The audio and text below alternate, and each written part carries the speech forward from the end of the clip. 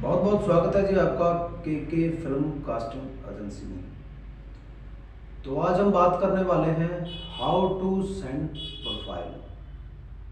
जब भी कोई एक्टर अपना प्रोफाइल भेजे तो किन बातों का ख्याल रखे।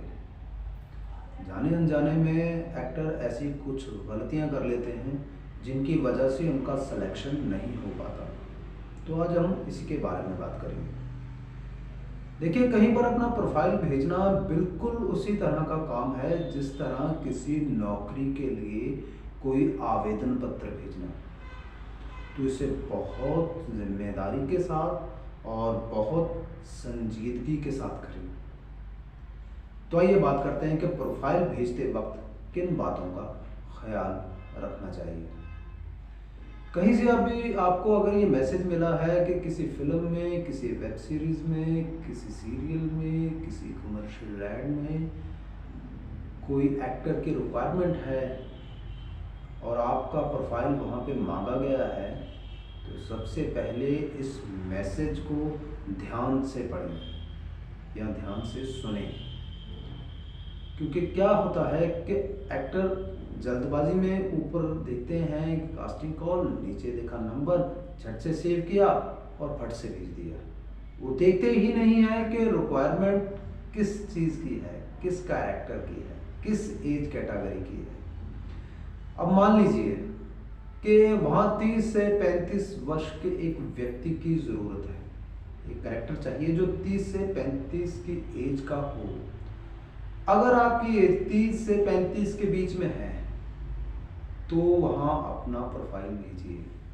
अगर आपकी उम्र 30 से कम है या 35 से ज़्यादा है तो वहाँ आप अपना प्रोफाइल भेजेंगे तो क्या होगा? रिजेक्ट हो जाएगा, क्योंकि वहाँ आपकी रिक्वायरमेंट थी ही नहीं, आपकी एज कैटेगरी की रिक्वायरमेंट थी ही नहीं। तो सबसे पहले इस मैसेज को ध्यान से देखें कि कौन सा कैरेक्टर चाहिए और किस एज कैटेगरी का चाहिए। मेल चाहिए या फीमेल चाहिए? जहाँ फीमेल चाहिए वहाँ मेल भेजेंगे तो क्या होगा? सिलेक्ट ही नहीं होगा। और अगर जहाँ मेल चाहिए वहाँ फीमेल कोई आर्टिस्ट अपना प्रोफाइल भेजेगी तो क्या होगा? सेलेक्ट ही नहीं होगा। तो कुछ आर्टिस्ट क्या सोचते हैं कि चलो भेज देते हैं, भेजने में क्या जाता है। तो ऐसा करना, कोई ऐसा सोचना भी कोई बुरी बात नहीं है कि भेजने में क्या जाता है। कई बार कुछ रिक्वायरमेंट निकलेगी तो शायद उनको मेरी ज़रूरत पड़ जाए, लेकिन इसके दो नुकसान हैं। सबसे बड़ा तो ये है कि उस कास्टिंग डायरेक्टर का, उस कास्टिंग टीम का, उस प्रोडक्शन टीम का, उस डायरेक्शन टीम का काम जो है वो बढ़ जाता है। उनको बहुत सारे ऐसे प्रोफाइल आ जाते हैं जिनकी उनको ज़रूरत ही नहीं होती, तो उनसे उनका काम बढ़ता है।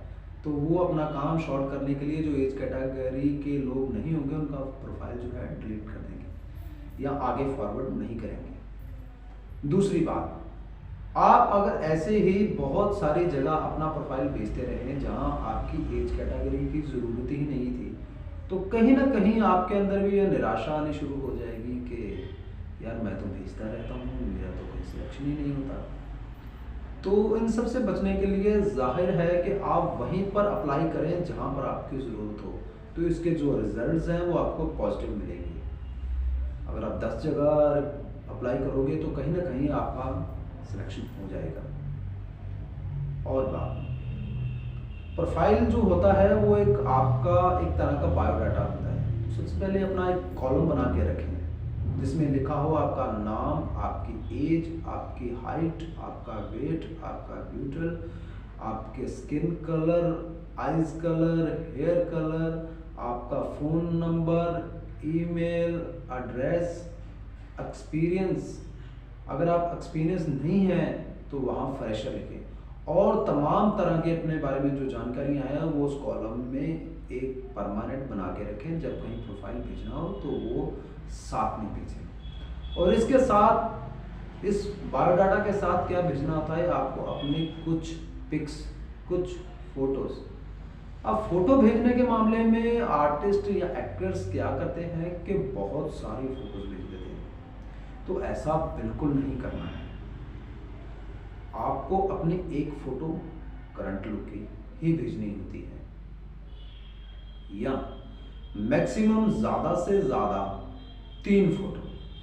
3 फोटो भी ये कैसी होनी चाहिए, एक आपकी क्लोज, टाइट क्लोज, दूसरी मिड और तीसरी लॉन्ग यानी कि वाइड शॉट। ये 3 फोटो ही भेजनी होती हैं, इससे ज़्यादा नहीं भेजनी होती।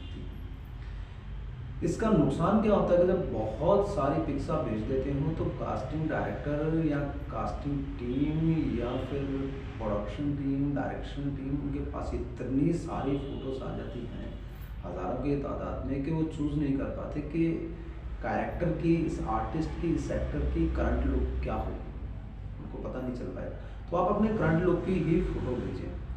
और जब आप मैसेज पढ़ रहे हैं तो वहाँ लिखा होगा कि ये जो कैरेक्टर है ये कैसा है, ये कैरेक्टर कोई विलेज कैरेक्टर है या कोई अर्बन कैरेक्टर है, इसकी रिच लुक है या पुअर लुक है। और कोशिश करें कि जिस तरह का प्रोफाइल मांगा गया है, जिस तरह की पिक्स की डिमांड की गई, उसी तरह की उसी लुक में आप फोटो भेजें। अगर पुअर लुक में मांगी है तो पुअर लुक में भेजें, अगर रिच लुक में मांगी है तो रिच लुक में भेजें।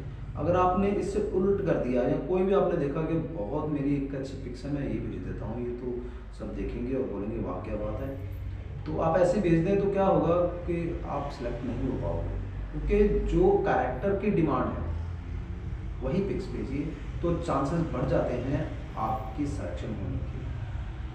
कुछ आर्टिस्ट, कुछ एक्टर्स क्या करते हैं कि जिन्होंने थोड़ी बहुत ही शूटिंग्स की होती हैं, कहीं सेट पे गए होते हैं, तो उन्होंने कुछ एक्टर के साथ फ़ोटो खिंचवाई होती है। वो क्या करते हैं कि जब अपना प्रोफाइल भेजते हैं तो उन एक्टर के साथ खिंचवाई हुई फ़ोटो भी साथ में भेज देते हैं। तो ऐसा बिल्कुल नहीं करना है, इससे आप एक संजीदा एक्टर कभी नहीं लगोगे।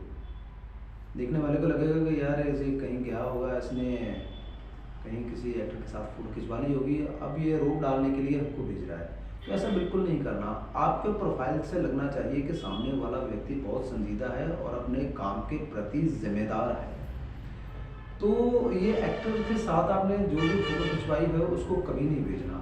हाँ, आपने वो जो प्रोफाइल अपना बायोडाटा बनाया हुआ है वहाँ एक्सपीरियंस में लिख सकते हैं कि आपने ये काम किए हुए हैं, तो उससे आपकी संजीदगी नज़र आएगी, ऐसे फ़ोटो भेजने से नहीं आएगी। तो ये पिक्स, ये फ़ोटो जो एक्टर्स के साथ आपने खिंचवाई होती है, बड़े लोगों के साथ, ये कभी नहीं भेजनी होती। आपने सिर्फ अपनी खुद की फ़ोटो भेजनी होती है। और तो आप अगर इन तमाम बातों का ख्याल रखेंगे तो आपको भी सुविधा होगी और सामने वाली टीम को भी सुविधा होगी। तो इन्हीं बातों का ख्याल रखिएगा। आशा करते हैं आप सेलेक्ट होंगे और बहुत अच्छे एक्टर साबित होंगे। तो अगले एपिसोड में बात करेंगे हाउ टू गिव ऑडिशन। जब ऑडिशन देने जाएं तो किन बातों का ख्याल रखें। धन्यवाद।